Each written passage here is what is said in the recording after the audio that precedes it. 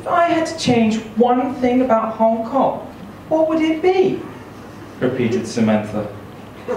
Her chin had gone up into that deep thought gaze, and she was tapping the end of her manicured finger against her lightly painted lip. It pissed me off. It looked like it was pissing off Peter too. And it'd only been an hour. Too soon to cry off. Samantha sidled yet another glance at Peter. She might be the better looking, but he was the richer one. And it looked like money might pry open her legs. Well, when you're the daughter of a Hong Kong property tycoon, it's kind of an aphrodisiac. Originally, Peter couldn't wait to meet her, bugging me to the point of clawing at my arms. But now she wasn't playing her cards well. The pretty princess routine, all simpers and coquetry, was driving me nuts too.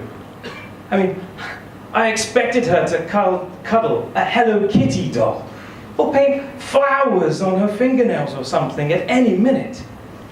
This woman had a degree from Cambridge. If this didn't work out, and there was no way right now that this was going to work out, I would get it in the neck from everyone, including the both of them. Peter was glancing at me, not from lust, just wondering if I was mad. This was supposedly another one of my skillful corporate mergers, meticulously researched. I had integrated myself with timely inside information about limited edition handbags and whiskies.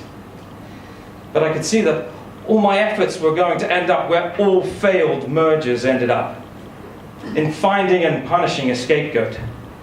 I would be trussed up and fucked by my boss, his department head, and the chairman for upsetting the two richest families in America and Asia, just because their kids wouldn't do that to each other.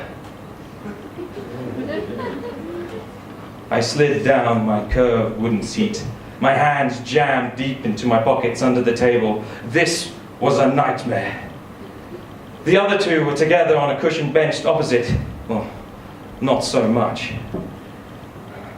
I watched Peter quietly lift himself a couple of inches further away as Samantha tried to formulate her thoughts.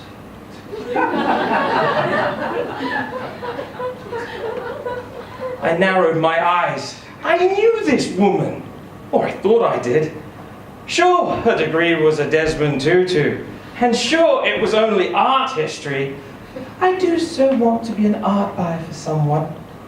Had come out earlier with fluttering eyelashes that made Peter blink with surprise. But she had her own art gallery in Sai Ying Pun.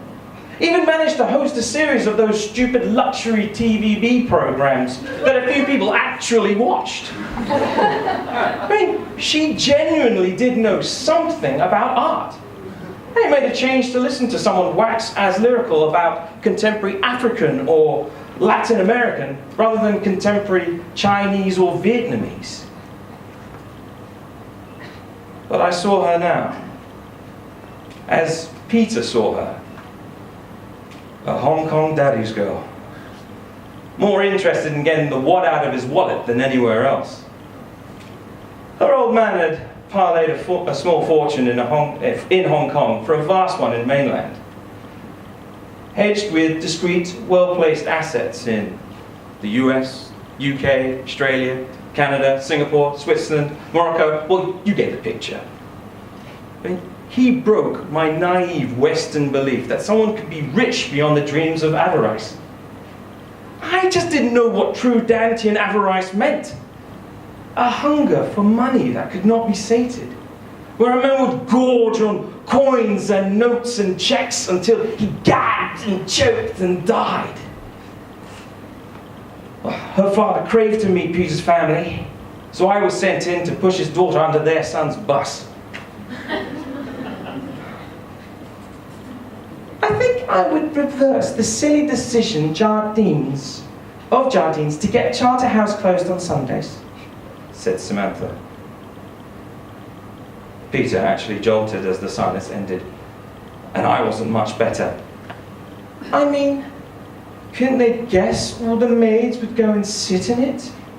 And now they're everywhere, from Hong Kong Bank to Exchange Square, infesting the place.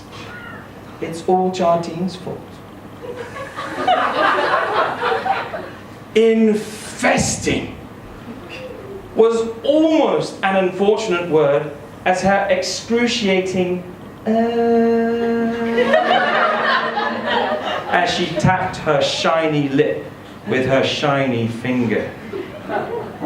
Peter's eyebrows snapped together, and I jumped in. It was an innocent mistake. Jardines wanted to make it more attractive for customers to shop in Prince's Building at the weekends. She actually clicked her tongue, and I thought she might say la. Prince's Building is so last century. They should have built a proper mall, like one of Daddy's. Keep the shoppers in and the riffraff away.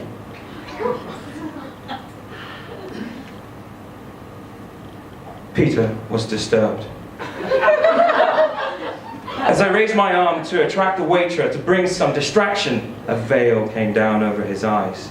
Another round, please, I said as loudly as I could, turning my finger in a circle and then disrupting the thought pattern further as I remembered my manners. Of course, unless you'd like something else. Peter?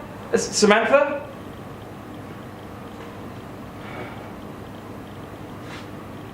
But Peter's eyes were trailing the retreating waiter. Are you all right? She asked him. Finally, she was waking up, and at 1 minute to midnight.